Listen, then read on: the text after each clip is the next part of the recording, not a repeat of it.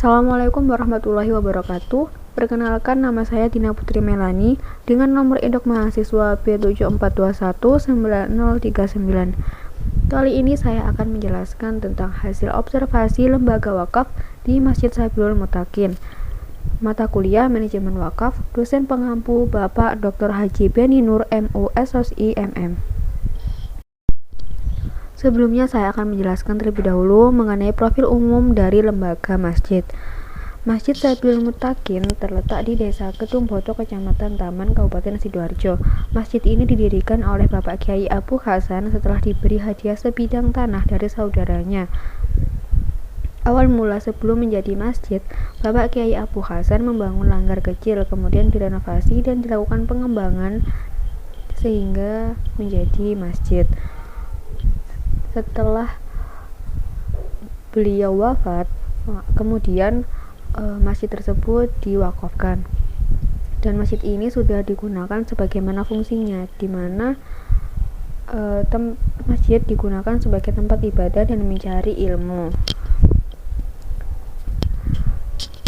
Selanjutnya, kelengkapan administrasi.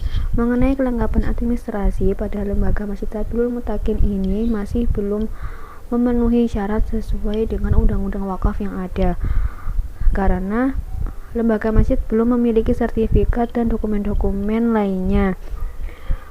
Dan pada saat penyerahan wakaf masjid terjadi pada zaman dahulu, dan di mana dilakukan secara tradisional, yaitu hanya melalui lisan saja.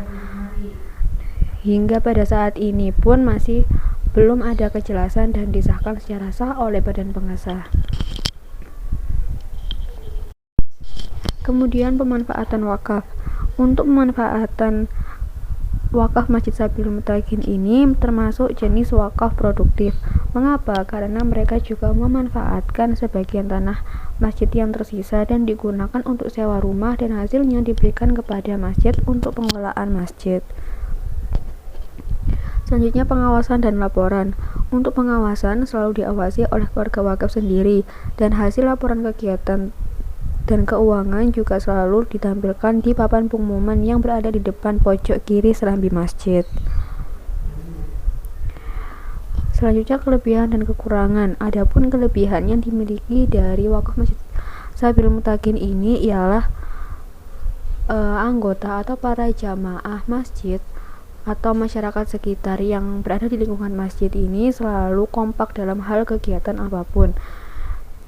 Misalnya seperti melakukan kegiatan perbaikan masjid, kerja bakti masjid, itu selalu kompak dan dilakukan secara bersama-sama. Sedangkan kekurangan yang dimiliki dari lembaga masjid ini adalah masjid belum menyediakan tempat parkir yang memadai. Jadi untuk para jamaah dari luar yang mau melaksanakan ibadah sholat itu selalu bingung kendaraannya itu harus diparkir di mana, seperti itu. Kemudian strategi pengembangan pengelolaannya. Untuk kedepannya diharapkan bisa menambah banyak kegiatan dakwah lagi dan dapat mengembangkan lembaga wakaf sebagai wakaf produktif yang dapat menghasilkan hasil, seperti yang sudah terlaksana dalam waktu dekat ini, yaitu sudah bisa melaksanakan kegiatan lembaga TPQ. Yang dulunya belum ada TPQ, sekarang sudah ada TPQ. Kemudian semakin aktif kembali kegiatan lainnya seperti pengajian rutinan kitab kuning, jam'iyah, banjari, dan lain sebagainya. Hal tersebut dilakukan sebagai pengembangan dan diharapkan agar semakin banyak jamaah juga yang berdatangan di masjid, dan semakin terlihat bahwa masjid digunakan dan dimanfaatkan sebagaimana mestinya pemanfaatannya. Berikut merupakan hasil dokumentasi pada saat saya melakukan observasi, dan ini ada foto pengajian TPQ di masjid. Sekian dan terima kasih. Wassalamualaikum warahmatullahi wabarakatuh.